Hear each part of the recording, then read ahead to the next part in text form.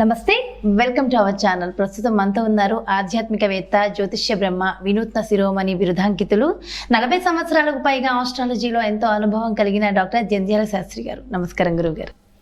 గురువుగారు, మరి మనం వారాలకు సంబంధించి తెలుసుకుంటున్నాం కదా, అందులో భాగంగా శుక్రవారం రోజు దాని యొక్క విశిష్టత ఏంటి, శుక్రవారం రోజు ఏ శ్లోకాన్ని చదివితే మంచిది, దాని గురించి వివరించండి. ప్రప్రదంగా మా గురుదేవులు, మా యొక్క తల్లిదండ్రుల యొక్క పాదపద్మ చరణములకి శిరసు వంచి నమస్కరిస్తూ, మా శుక్రవారము అనంటేనే అమ్మవారం అని పేరు దానికి.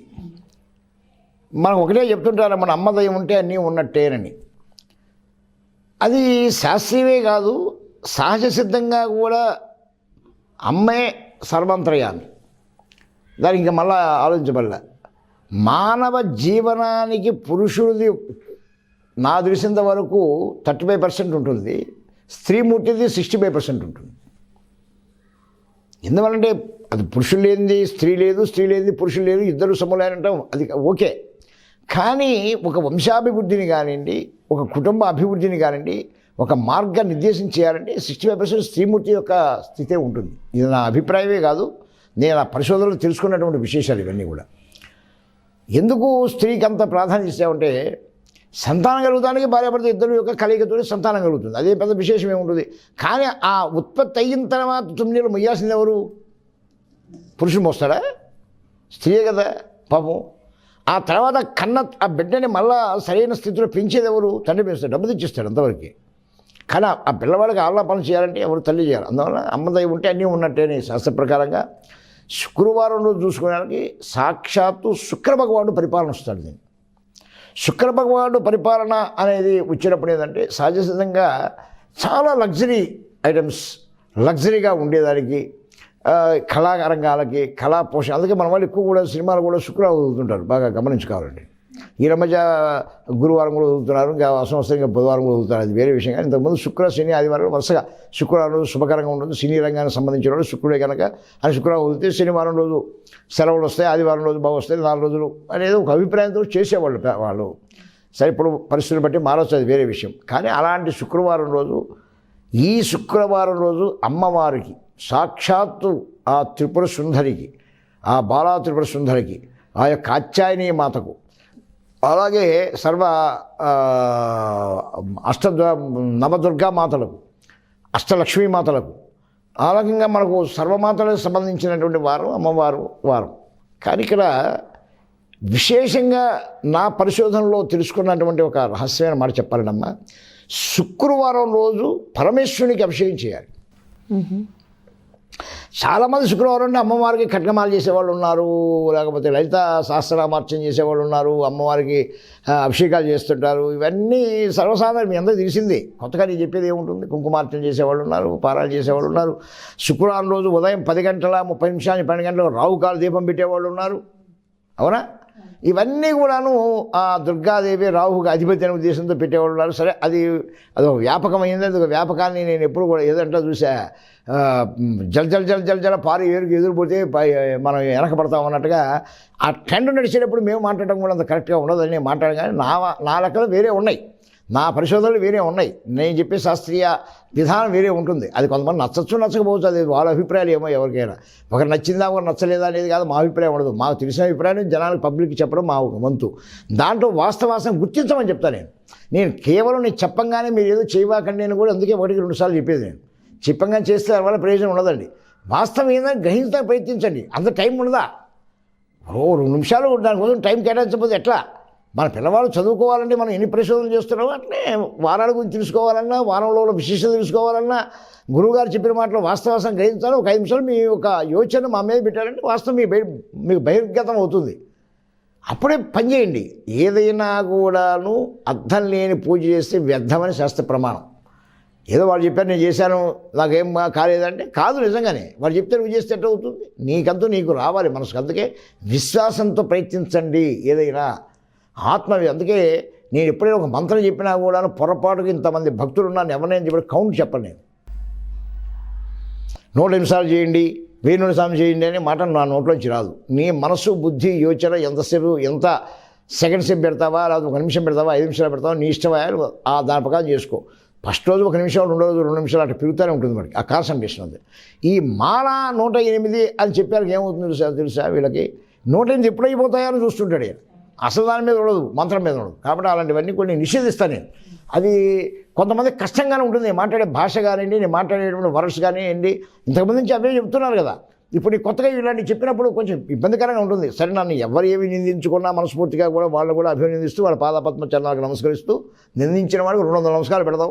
మనల్ని మంచిగా అర్థం చేసుకొని వాళ్ళు బాగుపడాలని ఉండే వాళ్ళకి 100 నమస్కారాలు పెడదాం. 2 పెడదాం మనం. అలాగే శుక్రవారం రోజు ముఖ్యంగా కూడాను పరమేశ్వరుడు అభిషేకం చేయాలి. ఆ పరమేశ్వరుడికి చేసే విధానంలో కూడాను ప్రధానంగా కూడాను హరిద్రంతో చేసుకోవడం పెట్టాలి. హరిద్రం అంటే పసుపు. ఆ పసుపుతోటి చేస్తూ ఉంటే ఏదేం చేయి, నీతో శ్రీ సూక్తం వచ్చే శ్రీ సూక్తం చేయి, లేకపోతే లక్ష్మీ సూక్తం వచ్చే లక్ష్మీ సూక్తం చేయి, దుర్గా సూక్తం వచ్చే దుర్గా సూక్తం చేయి. ఏ సూక్తాలు రాలేదు, నీ ఇంట్లో నువ్వు చేసుకుంటున్నావు పరమేశ్వరుని ఒక లింగాకారం పెట్టుకొని చేసావు. మళ్ళీ అదొక సమస్య. లింగాకారం పెట్టుకోవచ్చా, పెట్టుకోకూడదా, పెట్టుకుంటే దరిద్రం వస్తుంది, లేనిపోని మాటలని మళ్ళీ అదొక పెద్ద రీజన్స్ చెప్తారు. ఇక కాబట్టి మనం ఏం లేవు. సరే, చేయాల్సిన పద్ధతిని చెబుతున్నా, నువ్వు దేనికేం చెయ్యి. లేదు ఆ యొక్క పరమేశ్వరుడు కూడా కలిసి ఉన్నటువంటి పటానికి వరకు ప్రోక్షం చేయక ఏం చేసినా కూడాను అట్లా చేయాలి. చేసినప్పుడే ఎప్పుడు కూడాను ఆ శక్తి అక్కడ వస్తుంది. ఎందువల్ల ఆ మాట అన్నానంటే, అమ్మవారు అంటేనే అర్ధనారీశ్వరుడు. ఏ అమ్మవారైనా, లక్ష్మీదేవి అయినా కూడాను శ్రీ మహావిష్ణువు వక్షస్థలంలో ఉంది. అంతేగాని వాళ్ళు సపరేట్ ఏముంటుందమ్మ అక్కడ. అందువలన ఆమెకి అత్యంత ప్రీతికరమైన వారు శుక్రవారు, శుక్రుడు పరిపాలనా వారం అని చెప్పేది దాకా నేను. దానివల్ల కలిగేటువంటి లబ్ధి ఎలా ఉంటుంది, మంచి యోగానికి, భోగానికి, సినీ రంగానికి, సినీ కళాకారులకి, అలాగే కూడా నీవు లగ్జరీగా ఉండేదానికి, మనసు ఆనందంగా ఉండేది, ఆహ్లాదకరంగా ఉండే ప్రదేశాలకు వెళ్ళాలని ప్రయత్నం చేసేదానికి, వీటిని శోభాయమానంగా ఉండేదానికి, ఇవన్నిటికి ఉపయోగపడేటువంటి రోజుగా మనం పని తీసుకుంటూ అమ్మవారి దగ్గరికి వచ్చారు ఖడ్గమాల చేయడము, లలితా సహస్రనామం చేయడం, ఇవన్నీ నేను ప్రత్యేకంగా మీకు ఏం చెప్పాల్సిన అవసరం లేదు, జరుగుతూనే ఉన్నవి విశేషాలు. కానీ చేయాల్సిన పద్ధతి చెప్పాక నేను పరమేశ్వరునికి హరిద్రంతో పసుపుతోటి కనుక ఎవరైతే దాన్ని సరైన పద్ధతి తెలుసుకొని చేసుకోగలుగుతుంటారో వాళ్ళు సంపూర్ణమైనటువంటి స్థితి వచ్చేదానికి అవకాశం వస్తుంది. అయితే ఇక్కడ మా అందరూ కూడా లక్ష్మీవారం, అదే లక్ష్మీవారం అంటే గురువారం అంటారు, ఈరోజు కూడాను శుక్రవారం అంటే అమ్మవారం అంటారు. అమ్మవారం రోజు లక్ష్మీదేవికి కనుక మనం కనుక కనకాభిషేకం చేస్తే మనకు డబ్బు వస్తుంది అనుకోవడం అనేది మీ భ్రమ అవుతుంది. అమ్మవారు ఎప్పుడు కూడా ధనం కన్నా కూడా మనిషికి ఆరోగ్య స్థితిని ఇస్తుంది, అన్ని స్థితులు ఇస్తుంది. అందుకని నువ్వు ధనం మీద నచ్చబెట్టి చేయడం కన్నా కూడా, అమ్మ సర్వం నీకు తెలుసు కదా తల్లి, నాకేం కావాలో తెలియదా, పసిబిడ్డకి తల్లికి పసిబిడ్డకి ఏం కావాలో తల్లికి తెలియదా, తెలుస్తుందా తెలియదా, వాడ సైగతోటే సిజ్ఞతోటే తల్లి గమనిస్తుంది. వీడు ఆకలిగా ఉన్నాడా, లేకపోతే ఏమైనా కాలకృత్యాలు తీసుకోవడానికి ప్రయత్నం చేస్తాను, తెలుసుకోదా. అంత మానవ జీవితంలో ఉన్న తల్లికే బిడ్డను గురించి అంత సూక్ష్మంలోనే ఆ పిల్లవాడికి ఏం కావాలో మొత్తం తల్లిదండ్రులు ఏర్పాటు చేస్తుంటే, జగన్మాత స్వరూపమైనటువంటి ఆ మహాతల్లి చండీ, చాముండేశ్వరి, రాజేశ్వరి, త్రిపురేశ్వరి, భువనేశ్వరి, మాత అన్నపూర్ణేశ్వరి, కాశీ విశాలాక్షి, కన్నికాపరమేశ్వరేశ్వరి, జగదీశ్వరి, అనాథక్ష, పద్మాంధవి, సకల భోగ భాగ్యేశ్వరి, ప్రధాని, దాక్షాయని, కాక్షాయని, కర్మ విమోచన కాలిని, కాళీ, కాళక్యా, భైరవి, శాంభవి, శాంకరి, సర్వరూప హరణి అయినటువంటి ఆ మాటకి మన గురించి తెలియదా, తెలియకుండా ఉంటుందా. కాబట్టి అమ్మ నాదే అన్నీ నీ ముందు ఉన్నానమ్మా, దాన్ని ఎలా దారి తీసుకుని వస్తావో, నాకేమీ నువ్వు అనుగ్రహం ప్రసాదిస్తావో అని కనుక మనస్ఫూర్తిగా కనుక ఏకాగ్రత చేయాలి. ఇది ఆత్మవిశ్వాసంతో చేయాలి. ఎంతసేపు చేశాము, ఏ రకమైన పూజ చేశాము, ఎన్ని రకాల పనులు పెట్టాము, ఎన్ని రకాల నైవేద్యాలు పెట్టాము, ఎన్ని రకాలైనటువంటి మాలలు తిప్పాము అనేది చెయ్యండి. అవన్నీ నేను చేసేవాళ్ళు వద్దని చెప్పాల. కానీ అన్నిటికన్నా ముఖ్యమైనది ఏంటంటే నీ మనస్సు. నీ మనసుని అమ్మ పాద పద్మ చరణాల మీద నువ్వు పెట్టేటువంటి స్థితి, అంటే పీకి పెట్టమని కాదు, మళ్ళీ లేనిపోయింది మనసు పెట్టమన్నారు గురుగారు అని చెప్పేసి ఏమైనా ఇట్లా అనుకునేవారు. అదే అప్పుడు ఆంజనేయ స్వామి గారికి ఇట్లా అన్నట్టుగా, లేకపోతే ఇంకోటి ఇట్లా అన్నట్టుగా మీరు గుండెలు జీవితాలకి ప్రయత్నించవు. అక్కడ ఏ ఉండదు, అక్కడ మీరు ఇమీడియట్గా పడిపోతారు. అక్కడ కాదు, ఆంట పని చేయాలి. మనస్సుని భావంతోనే పెట్టండి. ఆ ఒక్క 2 నిమిషాలు కూడా నీకు ఈ ప్రపంచ బాహ్యంతో ఉన్నటువంటి నీ కుటుంబ బంధములు ఏమీ లేకుండా నీ ఏకాగ్రత అంతా కూడా అమ్మమ్మే పెట్టండి. ఇచ్చేస్తుందమ్మా, నువ్వు వచ్చేస్తుంది అక్కడి నుంచి వైబ్రేషన్ పవర్ 100% వస్తుందండి. వీల్ ట్రై, రాసుకోండి. మీ డాక్టర్ ఇందాక అమ్మాయి చెప్పినట్టుగా నీ చెప్పిన దాంట్లో తప్పేదో ఉంటే కామెంట్స్ కూడా పెట్టండి. ఏకాగ్రత లేని ఏ పని చేసినా ఫలించదండి. మనం గుడి చుట్టూ తిరిగినప్పుడు చాలామంది, నేను తప్పుగా మాట్లాడుతున్న అభిప్రాయం కానండి, గుడికి వచ్చామంటే గత గుడి చుట్టూ తిరిగేది, టకటకటకటక దీపాలు చేసే దేవుడు దండం పెట్టిన కృష్ణ గంట టకటకట గోయించేది గోయిందా అంటావు పరిగెత్తుకుని వస్తే కాదమ్మ ఇక్కడ. నువ్వు ఆ అవకాశాన్ని తీసుకో, నువ్వు సంవత్సరాన్ని తీసుకో, తప్పేం లేదంటూ. ఆయన ఏమీ నిన్ను ఎప్పుడూ ఇబ్బంది పెట్టడు. నీ మనసు ఎప్పుడైతే ఆయనకు అర్పిస్తావో అవుతుంది. అందువల్ల శుక్రవారం రోజు కనుక ఏ మా యొక్క అమ్మవారికి చేసే బదులు పరమేశ్వరుని కూడా చేస్తూ అలాగే కూడాను అవకాశం ఉంటే తల్లిదండ్రులని సేవించడానికి ప్రయత్నించండి. ముఖ్యంగా స్త్రీమూర్తిని శుక్రవారం రోజు కనుక స్త్రీలు కానీ పురుషులు కానీ ఎవరు కానీ నీకన్నా పెద్దవాళ్ళని కనుక సంస్కారంతో నమస్కారం చేసి నీ చేతుల్లో ఉన్న పండో ఫలమో లేకపోతే పుష్పమో ఏ పుష్పాన్ని ఇచ్చేసి నమస్కారం చేయండి. దానివల్ల కూడా మంచి యోగ్యత వచ్చేదానికి ఉంటుంది. శుక్రవారంలో శుక్ర పరిపాలన వల్ల నీకు మంచి మానసిక స్థితి కానివ్వండి, యోగ్య స్థితి కానివ్వండి, ఐశ్వర్య స్థితి కానివ్వండి, లగ్జరీ స్థితి కానివ్వండి కావాలంటే ఇక్కడ నేను చెప్పినట్టుగా 2 పదాలు చెప్పాను. ప్రధానంగా ఒకటి ఏంటి, పరమేశ్వరునికి హరిద్రంతో చేయాల్సిన పద్ధతి. రెండోది ఏం చెప్పాను, నీకన్నా పెద్ద అయినటువంటి స్త్రీమూర్తిని చూసి పుష్పాన్ని ఇవ్వండి. ఈ 2 చేద్దానికి ఏమైనా ఖర్చు ఉందని చెప్పిన దాంట్లో నీ మనసును అమ్మ పాదాల మీద పెట్టండి. ఈ 3 చేద్దానికి ప్రయత్నించండి. శుక్రవారం రోజున మీకు ఎందుకు శుభాలు జరగవచ్చు చూద్దాం. అయితే ఒక వారం చేసేసి అయిపోయింది నా గురుగారు నాకు అంతా వచ్చేస్తుందా, ఎట్టొస్తుందండి? పుట్టిందా పెరిగేదానికి ఎంత టైం పడింది మనకు? ఒకరోజు అనవాకండి, చేస్తూ ఉండండి. దానికి నిరంతర ప్రక్రియగా పెట్టుకోండి.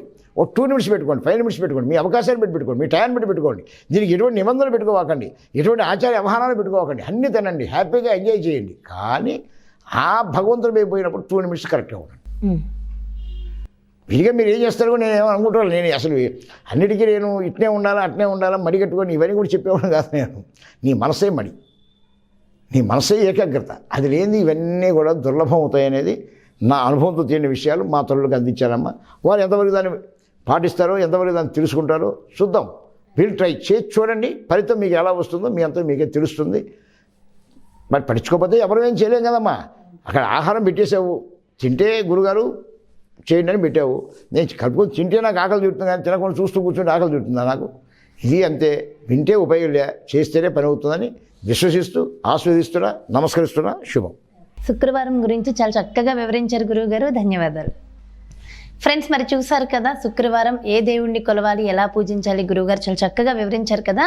మరి మరో ఎపిసోడ్తో మళ్ళీ కలుద్దాం. అంతవరకు సెలవు ఫ్రెండ్స్. మరి మా వీడియో కనుక మీకు నచ్చినట్లయితే లైక్ చేయండి, షేర్ చేయండి. మరిన్ని వీడియోస్ కోసం మా ఛానల్ని సబ్స్క్రైబ్ చేసుకోండి.